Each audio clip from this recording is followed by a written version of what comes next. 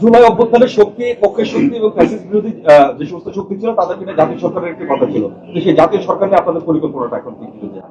আপনি যা বললেন এরকম কোনো কথা ছিল আমার তো জানা নাই। আপনি যে ল্যাঙ্গুয়েজে বললেন ওই ল্যাঙ্গুয়েজে আমরা কেউ কখনো বলি নাই, কাছেই আপনার প্রশ্নের জবাব দেবো কেমনে?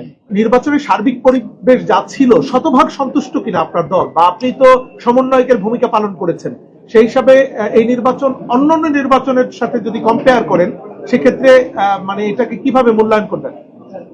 কোন ব্যাপারে কে শতভাগ সন্তুষ্ট হয় ভাই?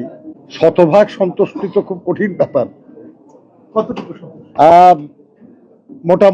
মোটামুটি, কারণ আল্লাহর অসীম মেহেরবানি যে এর আগের অনেক নির্বাচনে আরো অনেক বেশি প্রাণহানি হয়েছে, ক্ষতিগ্রস্ত হয়েছে মানুষ, অনেক বেশি রাষ্ট্রীয় সম্পদ হানি হয়েছে। এবার আল্লাহর অসীম মেহেরবানিতে তেমন কিছু হয় নাই। তবে দীর্ঘদিন ভোট না দিতে ভোট না দেওয়ার যে একটা সংস্কৃতি আমাদের জনগণের মধ্যে গড়ে উঠেছিল সেটা পুরাটা আমরা ফিরিয়ে আনতে পারি নাই। আমরা আশা করি যে আগামী দিনগুলিতে আমরা পারবো জনগণকে ভোটের প্রতি আরো আগ্রহী করতে পারবো, যাতে সব মানুষই ভোট কেন্দ্রে আসে এবং তাদের অধিকার প্রয়োগ করে রাষ্ট্র পরিচালনার দায়িত্ব দেওয়ার ব্যাপারে।